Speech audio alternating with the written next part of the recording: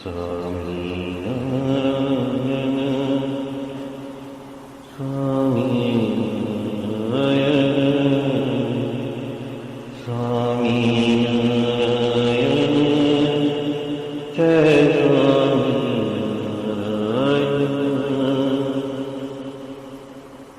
स्वामीनारायण स्वामीनारायण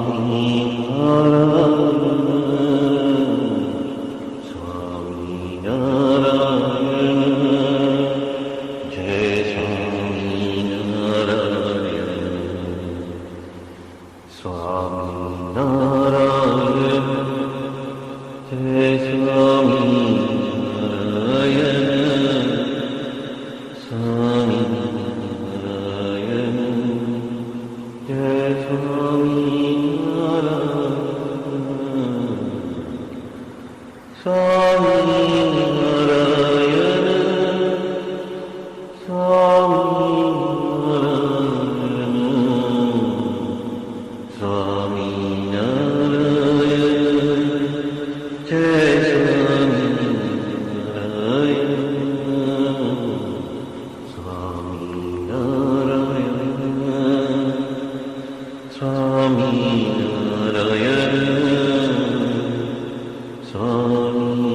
स्वामीनारायण जय स्वामीनारायण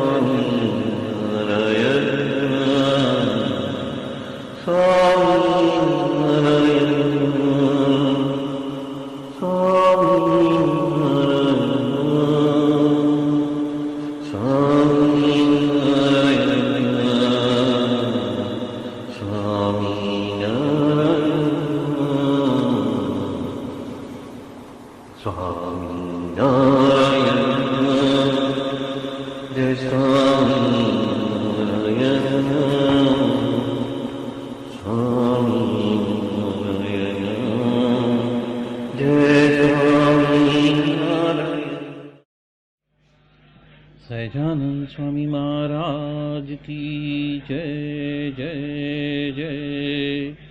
धाम धामी मुक्तों की जय जय जय। मुक्ताक्षर पुरुषोत्तम की जय जय जय। जे उत्पत्ति तथा स्थिति लय करे वेदो स्तुति उच्चरे। जे नरोम सुचिद्रमाणु समा ब्रह्मांड कोटि परे। माया काल रवि शशि सुरगणो आज्ञान लोपेक्षण। एवाक्षरधाम नाधिपति श्री स्वामीनारायण। महाध्यानाभ्यासं विदतमजस्त्रं भगवत पवित्रे सम्प्राप्तं। स्थितिमतिवरे कान्तिकवृषे सदानन्दं सारं परमहरिवार्ताव्यसनिनं। गुणातीतानन्दं मुनिवरमहं नौमि सततम्। अनेकेभ्यो सद्भ्यो विमलहरिविज्ञान ददतं। भुविर्ब्राह्मी विद्या हरिवचनरूपामुदयतम्। हरिध्यानासक्तं शुभगणमनाद्यक्षरमहं। गुणातीतानन्दं सकलगुरुमुदे मुनिवरम्। वाणी अमृत थी भरी मधुसमी संजीवनी लोकमा। दृष्टि मां भरी दिव्यता निरखता सुदिव्य भक्तो वदा। हय्ये तबर्यु मीठू जननी सुने हास्य मुखे वस्यूं। ते श्री ज्ञान योगिराज गुरुने नित्ये नमो भावसु। जेनी अमृतवाणी तो वही रही साक्षात महिमा रूपे। जेनी ब्राह्मी स्थिति अहोलिन करे शुभव्यक्षरपदे शरणागत निज अल्प जीव सहुना श्रेयार्थ तत्पर रहे काका स्नेहल सिंधु दिव्य विभुने हयो तो वंदन करे।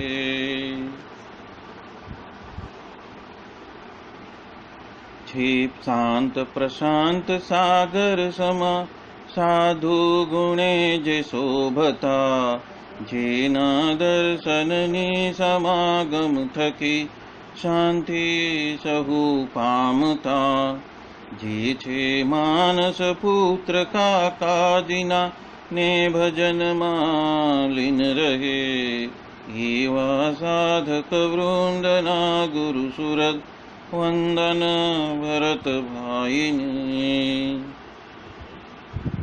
भक्ति सभर गुलतान थईने महापूजा जे करे अनुवृत्ति अद्भुत जाळवी रीजया काकाजीने मलकंतु मुख पुलकित हयो युवानो ने जे गमे एवा सुरद भूलकु विरल वंदन अहो असी भाईने। ब्रह्म रूप निज ने मानता वळी श्रीजी हइये धारता जे मस्त रहीने प्रभु भजन मा सुरद भाव धारता महिमा सभर दासत्व छलके जीवन माछे सहजता काका स्वरूप दिन कर विभु संभारवा मा धन्यता।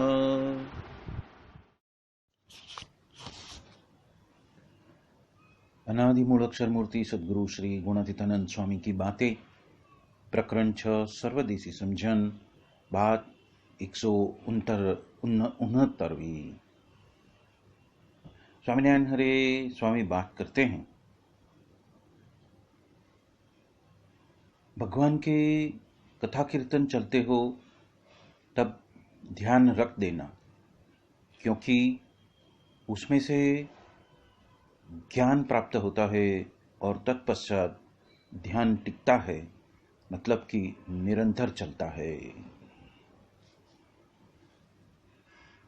यहाँ पे गुणातीतानंद स्वामी ने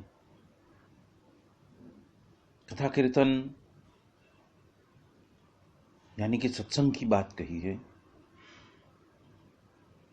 सत्संग में हमेशा गुरु शिष्य या तो कोई एकांतिक भक्त और जो शिष्य है गुरु हरि के उनके साथ में होने वाला जो संवाद है जो चिंतन मनन है उस चिंतन मनन की बात यहाँ पे स्वामीनारायण भगवान कर रहे हैं। यहाँ पे जब भगवान का शब्द का उल्लेख किया है तो यहाँ पे भगवान माने परब्रह्म पूर्ण पुरुषोत्तम सहजानंद श्री स्वामीनारायण भगवान की बात कही है और उनका सत्संग जब चलता हो तब ध्यान को रखने की बात कही गई है, छोड़ने की बात कही है। उस वक्त तक ध्यान को छोड़ देना है क्योंकि आगे कहते हैं उस तरह से कि उस सत्संग में से जब वो ज्ञान प्राप्त हो जाता है तो वही ध्यान चिरंजीवी यानी कि निरंतर यानी कि हरनिश हम मूर्ति में स्थिर हो सकते हैं जिसके लिए ये सत्संग हमें दिया गया है। यहाँ पे हम देखेंगे कि ध्यान यानी क्या कि जिस पदार्थ में प्रयत्न के बिना ही वृत्तियों की एकाकारता हो जाए उसे ध्यान कहा है। यानी कि उस पदार्थ की धारणा करने में आती है, उसके रूप रंग और गुण का चिंतन मनन किया जाता है या तो उसका विजुअलाइजेशन किया जाता है और उसी के ऊपर सारी वृत्तियों की एकाकारता हो जाए प्रयत्न के बिना, उसे ही ध्यान कहा जाता है। ध्यान का दूसरा अर्थ ये भी है कि हमारा होश या तो हमारा चैतन्य तत्व इस वक्त किसके ऊपर फोकस्ड है, या तो उसकी अवेयरनेस किसके ऊपर चल रही है, एकाग्र हुई है, वो भी ध्यान कहा जाता है। योग प्रणाली में अष्टांग योग आता है और उस 8 अष्टांग योग माने 8 अंग, उसमें यम, नियम, आसन, प्राणायाम, प्रत्याहार, धारणा, ध्यान और समाधि, ये जो 8 अंग है उसमें से जो 7वां अंग है वो ध्यान है। वो धारणा और समाधि के बीच की अवस्था है। और भक्ति मार्ग में ध्यान यानी कि भगवान की मूर्ति का एकाग्रता पूर्वक का चिंतन, उसे ही यहाँ पे गुणातीतानंद स्वामी ने ध्यान बताया है। उसमें से जब ज्ञान होता है तब ध्यान टिकता है। यहाँ पे जिस ज्ञान की बात कही गई वो अक्षर ब्रह्म और उपरांत पर ब्रह्म, उसका जो ज्ञान है उसकी बात कही है।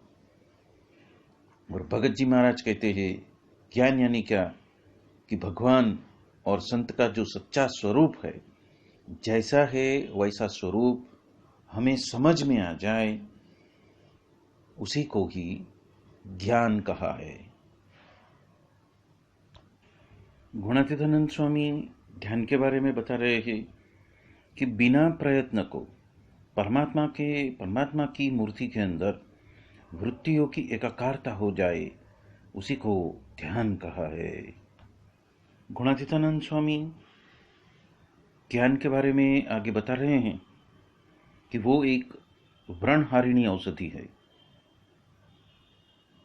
ज्ञान की वजह से जाति है, वर्ण है, आश्रम है, ऐसे अधिक सर्व प्रकार के जो मायिक अभिमान और उसके वजह से जीव में जो व्रण लगे हुए हैं, मतलब कि जो कांटे चुभे हुए हैं, या तो ये कहे कि जो दुखों के कारण बने हुए हैं, उसका नाश हो जाता है।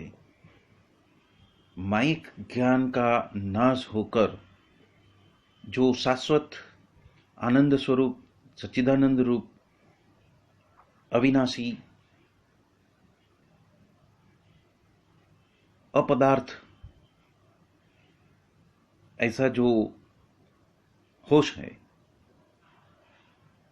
और उसके वजह से हमें सततता से हम सुख में रह सकते हैं, आनंद में रह सकते हैं, और जीवन मरण के जो चक्कर है उसमें से हम बाहर आ सकते हैं। उसी नॉलेज को हम ज्ञान कहते हैं। उसमें गुणातीतानंद स्वामी और एक शब्द ऐड करते हैं, ज्ञान निष्ठा। तो कि शास्त्रों ने जो बताया हुआ है वो ज्ञान का प्रधानपना हो, ऐसी समझ को ही ज्ञान निष्ठा कहा है। एक है मायिक ज्ञान, माया में संसारिक और व्यवहारिक जीवन को सुगमता से जीने के लिए, सुविधाओं सहित जीने के लिए जो ज्ञान इकट्ठा किया है वो मायिक ज्ञान है।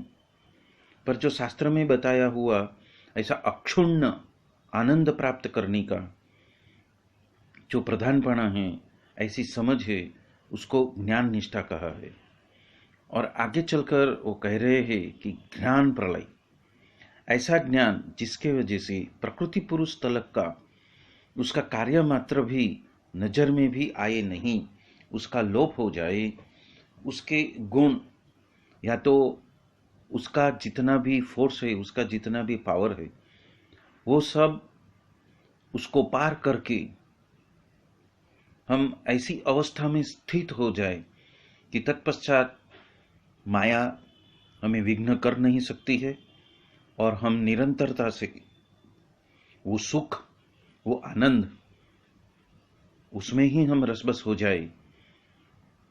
और स्थित प्रज्ञा से भी बहुत आगे की जो अवस्था है, जिसको गुणातीत ज्ञान के साधु कहा है, ऐसे गुणातीत ज्ञान में अवस्थित हो जाए, उसे ज्ञान प्रलय कहा है। और उस ज्ञान की बात यहाँ पे गुणातीतानंद स्वामी हम सबको बता रहे हैं। प्रकरण 8 की 6ठी बात में गुणातीतानंद स्वामी कथा कीर्तन यानी सत्संग के बारे में बता रहे हैं। वो सत्संग के 4 भेद बता रहे हैं। वो कहते हैं कि देह से जो सत्संग होता है वो 4 आना सत्संग जानना, और उसके आगे देह और इंद्रियां जिसमें रसरस होता है, जो ऐसा सत्संग करता है वो 8 आना सत्संग में डूबा हुआ जानना। उसके आगे देह, इंद्रिय और अंतःकरण, ये तीनों में जो सत्संग होते रहता है वो उसको 12 आना सत्संग जानना। और उसके भी आगे देह, इंद्रियां, अंतःकरण और जीव, जब ये चारों में सत्संग एक साथ होता है तो उसको 16 आना सत्संग हमें जानना। और ऐसा सत्संग तो अंत्य प्रकरण के आखिरी प्रकरण के आखिरी वचनामृत में महाराज ने बताया हुआ है, और वो तो बहुत ही दुर्लभ की दुर्लभ बात है। ऐसे सत्संग की बरोबरिया अन्य कोई साधन आता नहीं है, और क्योंकि अन्य कोई साधन के वजह से भगवान वश होते नहीं हैं, तो वो तो सत्संग के वजह से ही वश हो जाते हैं। और इसलिए यहाँ पे गुणातीतानंद स्वामी ने कहा है कि जब जब सत्संग होता है तब ध्यान को हमें थोड़े समय के लिए छोड़ देना है। और ये रहस्य की बात जो है वो यहाँ पे गुणातीतानंद स्वामी बता रहे हैं। मध्य के 54वें वचनामृत में उपरांत अंत्य प्रकरण के दूसरे वचनामृत में भी महाराज ने बताया है, और वो बात तो एकदम आईना के माफिक है। यदि हम उसका चिंतन मनन करते हुए देखेंगे तो जितना सत्संग हुआ है वो संपूर्ण हमें प्रतीत होकर सामने दिखाई देता है। इसलिए 12 आना सत्संग होने के बावजूद भी अक्षर ब्रह्म के साथ में एकता करके पुरुषोत्तम को स्वयं का आत्मा के बारे में धारण करना, ऐसा समझना कि जिस तरह देव में जीव है उसी तरह मैं शरीर हूँ और मेरे शरीर ही प्रकट पुरुषोत्तम से सहजानंद स्वामी हैं, उसी तरह से अखंड संबंध रहता है, तब 16 आना सत्संग हुआ है ऐसा जानना। यहाँ पे उदाहरण देते हैं कि जिस तरह से भ्रमरी के संबंध से जो ईयड़ है वो तो भ्रमरी हो जाती है, उसी तरह प्रकट अक्षर मूर्ति के साक्षात संबंध से ये जीव भ्रमरूप हो जाता है, और उसके बिना तो हम हो नहीं सकते। ये बात यहाँ पे गुणातीतानंद स्वामी हम सबको बता रहे हैं।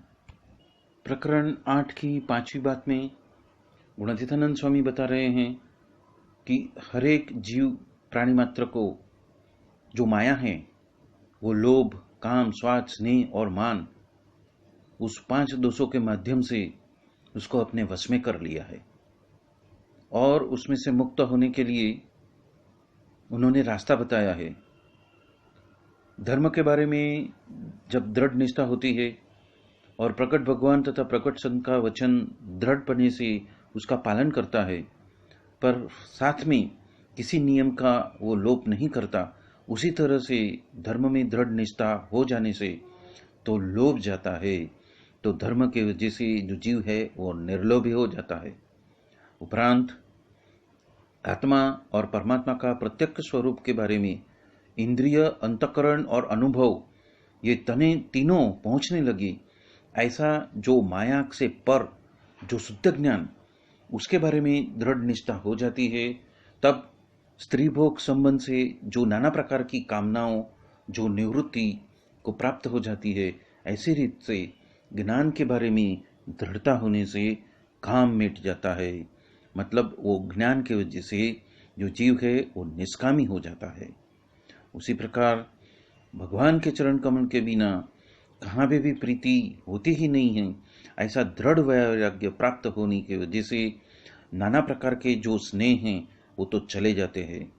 तो सभी में से जब स्नेह टूट जाता है और सिर्फ भगवान में ही स्नेह बंध जाता है, ऐसी रीत से दृढ़ वैराग्य प्राप्त होने से स्नेह जाता है, मतलब कि वैराग्य की वजह से वो निस्नेही बन जाता है। और अति दृढ़ स्नेह के वजह से 9 प्रकार से भगवान की अति दृढ़ भक्ति करता है, तथा देह, इंद्रियां और अंतःकरण के वजह से जो रोमांचित गात्र और गदगद कंठ होकर ऐसी जो भक्ति युक्त, ऐसा जो दृढ़ भक्त, उसके संग से ही वो राजी रहता है। ऐसी रीत से दृढ़ भक्ति होने से मूल प्रकृति पुरुष और उसके कार्य मात्र में से सर्व प्रकार की जो स्वाद है उसका नाश हो जाता है, और ऐसी रीत की भक्ति के विषय दृढ़ता होने से स्वाद चला जाता है। तो ये भक्ति की वजह से जो जीव है वो निस्वादी हो जाता है। उपरांत प्रकट भगवान और भगवान का जो अक्षरधाम तथा मुक्त, ये तीनों का सर्वोपरि महिमा समझने के मात्र से ही नाना प्रकार का और अति सूक्ष्म ऐसा जो मान है वो चला जाता है। यहाँ पे वो आगे कहते हैं, मुक्त का तथा अक्षर ब्रह्म का अपार महिमा जो है वो तो पुरुषोत्तम जो सहजानंद स्वामी जो सबके स्वामी हैं, और उसका जो अपार महिमा है वो जैसा है वैसा जब समझ में आ जाता है, तब उसकी सेवा जो है वो मन कर्म वचन से यथार्थ होती है। मतलब कि जैसी प्रभु को परब्रह्म पूर्ण पुरुषोत्तम को चाहिए वैसी बन जाती है। और ये महिमा यदि समझ में न आए तो वो दिग्मूढ़ जैसा रहता है, स्तब्धतापना रहता है, दिग्मूढ़ रहता है। इसलिए ऐसी रीत से महात्मा की दृढ़ता होने की वजह से मान भी चला जाता है। और इस तरह से जो जीव जिस माया के पकड़ में है वो पांचों गुण जब दृढ़ हो जाते हैं तब वो एकांतिक भक्त हो जाता है, और तभी ही उसके हृदय में भगवान का अखंड निवास हो जाता है। और जिस तरह से जो चूहे के बिल के अंदर सांप जब घुस जाता है तब अंदर को बाहर निकलना ही पड़ता है, उसी तरह जीव के अंदर जब दिव्य मूर्ति पुरुषोत्तम विराजमान हो जाती है तब माया जो तो अपने सगड़ा परिवार के सहित, संपूर्ण परिवार के सहित वो तो वहां से चल पड़ती है, निकल पड़ती है, उसको बाहर चले ही जाना पड़ता है। ये सिद्धांत बात है। ये बात यहाँ पे गुणातीतानंद स्वामी कहना चाहते हैं, यानी कि इस ज्ञान के वजह से ही हम धर्म सर्ग को स्थिर कर सकते हैं, और उसी के वजह से जो दिव्य मूर्तिमान पुरुषोत्तम जो हमारे हृदय में विराजमान है उसके प्रति हम निरंतरता से सजग हो सकते हैं, मतलब कि ध्यान कर सकते हैं। ये बात यहाँ पे गुणातीतानंद स्वामी हम सबको बता रहे हैं। प्रकरण 5 की 177वीं बात में गुणातीतानंद स्वामी बता रहे हैं कि सत्संग 4 प्रकार से हैं। उसमें से जो प्रथम प्रकार है वो तो उसमें परमात्मा का ज्ञान, आत्मा का ज्ञान तथा सांख्य विचार का ज्ञान तीनों का समावेश हो जाता है। दूसरा प्रकार वो है जिसमें ध्यान उपरांत प्रतिवतापणा समाहित है, और जो तीसरा प्रकार है उसमें आज्ञा का पालन है, और जो चौथा प्रकार का है वो जो आसरा है और साधु के साथ में जुड़ जाना है। वो बात यहाँ पे गुणातीतानंद स्वामी ज्ञान के बारे में बता रहे हैं। प्रकरण 5 की 164वीं बात में भी गुणातीतानंद स्वामी बता रहे हैं कि भगवान को देखना वो अधिक है या ज्ञान के वजह से जो स्थिति बना लेनी वो अधिक है। तब वो कहने लगे कि ज्ञान के वजह से जो स्थिति हम बना लेते हैं वही अधिक है। उसके ऊपर उन्होंने पर्वत भाई, रूपानंद स्वामी, मुक्तानंद स्वामी वगैरह ज्ञान की स्थिति वाले की बात कही, और वो भी बताया कि उनको तो समाधि होती ही नहीं थी और उनको कुछ दिखता भी नहीं था। फिर भी पर्वत भाई तो इस समय में हम समझते हैं ऐसी तरह से समझते थे। वो क्या समझते थे, उनका ज्ञान कैसा था, तो कि वे स्वयं को ब्रह्मरूप ही मानते थे और मेरे में भगवान अखंड बसे है, उसी तरह से वो मानकर ही चलते थे। वो ज्ञान की स्थिति वो ध्यान या समाधि से भी अधिक है और उसमें विघ्न नहीं है। वो बात यहाँ पे गुणातीतानंद स्वामी हम सबको बता रहे हैं। उसी तरह प्रकरण 1 की 229वीं बात में भी गुणातीतानंद स्वामी बता रहे हैं कि ज्ञान के वजह से जो स्थिति हमें बना लेनी है वो तो समाधि में उनके दर्शन से भी अधिक है। और पर्वत भाई, कृपानंद स्वामी तथा मुक्तानंद स्वामी उनको तो समाधि होती नहीं थी। इसलिए ब्रह्मरूप मार्ग का भगवान मेरे हृदय में ही बसे हुए हैं ऐसा मान लेना, वो ज्ञान की स्थिति वही अधिक है और उसमें विघ्न नहीं है। और उसके बिना तो सच्चिदानंद स्वामी समाधि वाले थे, पर उनको दुख बहुत आते थे। इसलिए प्रेमी नहीं होना और ज्ञानी हो जाना और स्वयं की जो समझन है वो छुपा कर रखनी कृपानंद स्वामी के माफिक, ये बात यहाँ पे गुणातीतानंद स्वामी हम सबको बता रहे हैं। उपरांत प्रकरण 1 की 221वीं बात में भी और एक रहस्य बता रहे हैं कि भगवान और ये साधु का जो ज्ञान है, जिसको हुआ है यथार्थ, उसको तो कुछ करना बाकी नहीं है। वो तो यहाँ पे है, फिर भी वो अक्षरधाम में ही बैठा है। इसलिए 5 माला जो कम ज़्यादा होगी तो उसकी हमें चिंता नहीं है, वो तो सामर्थ्य के हिसाब से हमें बरतना है। पर भगवान और ये साधु, इस दोनों को जीव में बसा के रखना है। और हमें साधन के बल से हमारा कोई बड़प्पन नहीं है, हमें तो उपासना के बल से ही हमारा बड़प्पन है। वो बात यहाँ पे गुणातीतानंद स्वामी रहस्य की बात यहाँ पे बता रहे हैं। प्रकरण 1 की 224वीं बात में भी गुणातीतानंद स्वामी बता रहे हैं, भगवान की मूर्ति, भगवान का धाम, भगवान के पार्षद और जीव, ये चारों अविनाशी है, बाकी सब कुछ नाशवंत है। और वो सब में तो जीव तो बद्ध है। जिस तरह से वो बेड़ी में डालते रहते हैं और वहाँ से हम बाहर नहीं निकल सकते, जिस तरह से पुरुष को प्रकृति रूप स्त्री और स्त्री को पुरुष, ऐसी जो बेड़ी है, जो जकड़न है, जो बंधन है, वो तो परस्पर बेड़ी है और वो किसी भी रीत से टूटे ऐसी नहीं है। वो तो जो ज्ञानी है उससे ही वो टूटती है, उससे ही ज्ञानी ही उससे मुक्त हो सकता है। नहींतर तो देखे वजह से कितना भी त्याग करे फिर भी ये जो बेड़ी है वो टूटती नहीं है। तो ऐसा ये ज्ञान का महिमा यहाँ पे गुणातीतानंद स्वामी ने हम सबको बता रहे हैं। प्रकरण 1 की 158वीं बात में गुणातीतानंद स्वामी बता रहे हैं, कोटि कल्प हो जाए, कितने भी साधन कर ले, पर ज्ञान प्रलय किए बिना तो छुटकारा नहीं है। जीव बद्ध ही स्थिति में रहता है। वो क्या है, जो कि निजात्मानंद ब्रह्म रूपम, वो शिक्षापत्री के श्लोक में जो बताया है उसी तरह से मान लेना। ये बात यहाँ पे गुणातीतानंद स्वामी हम सबको बता रहे हैं। प्रकरण 1 की 160वीं बात में गुणातीतानंद स्वामी कहते हैं कि एक तो विषय वासनाओं में राग है, आसक्ति है, और दूसरा भगवान की आज्ञा के मुताबिक हमारा जो वर्तन है वो होता ही नहीं है, और तीसरा जो अज्ञान है, और उसके वजह से शांति होती नहीं है। और इसलिए गुणातीतानंद स्वामी ने और श्री जी महाराज ने ज्ञान को ज्ञान प्रलय तलक लेके जाने की बात बताई हुई है।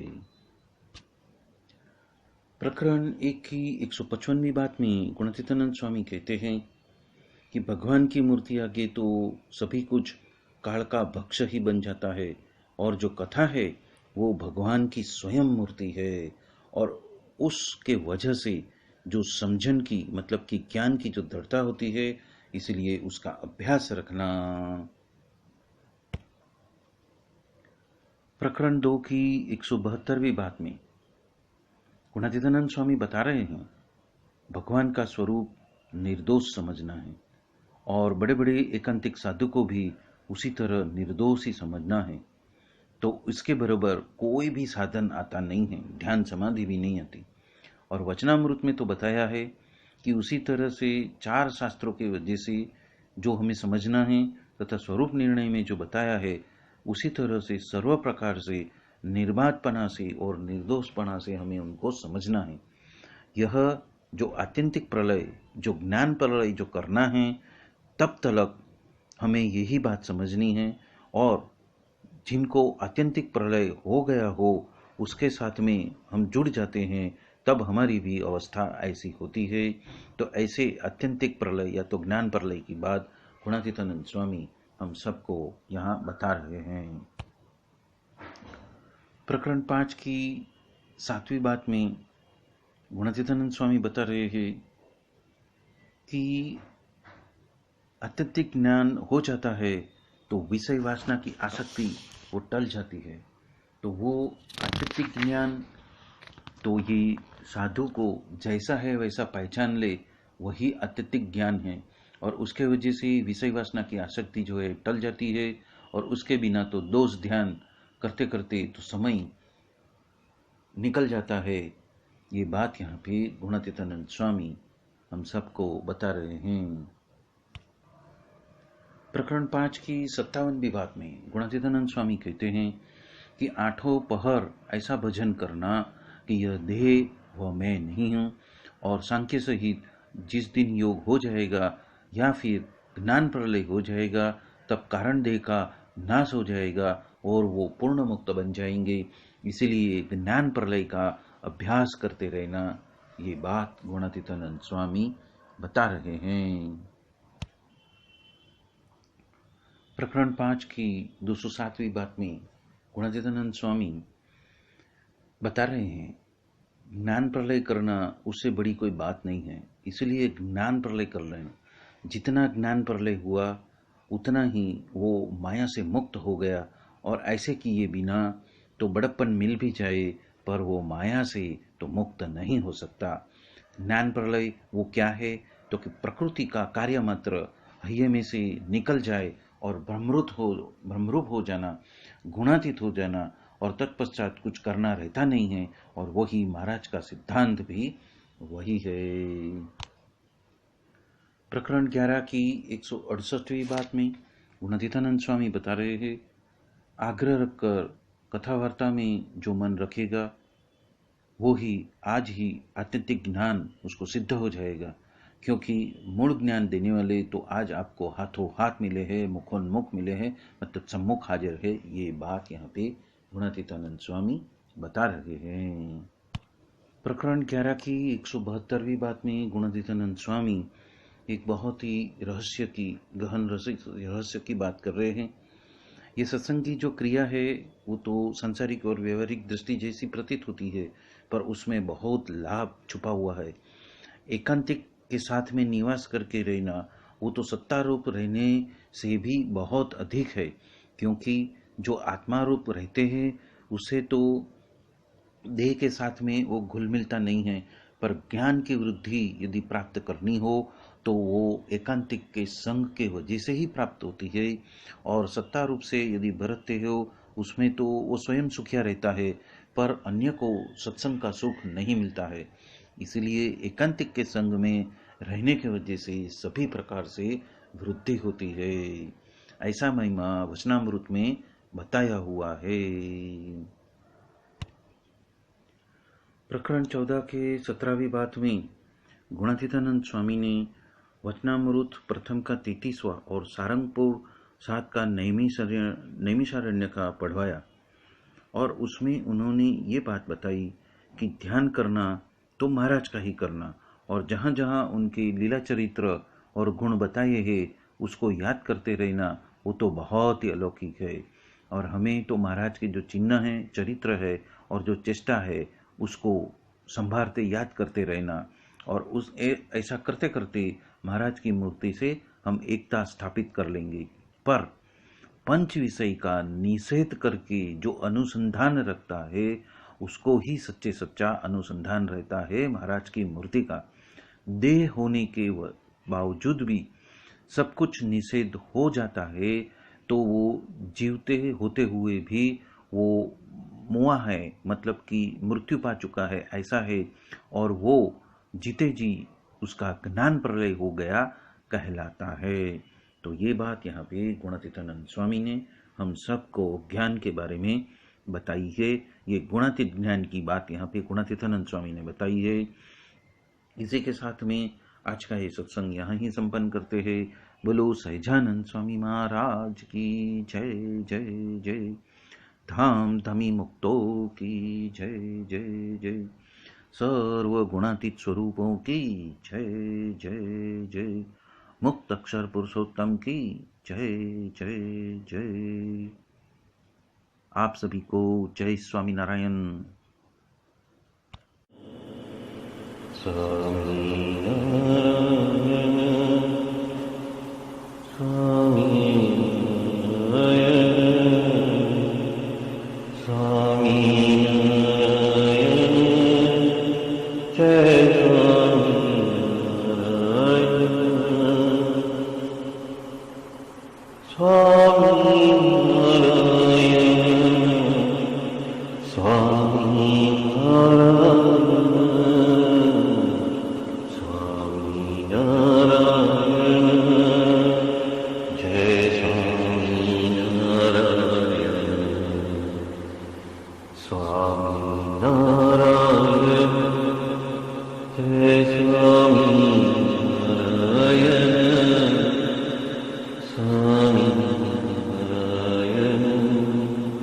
Jai Swami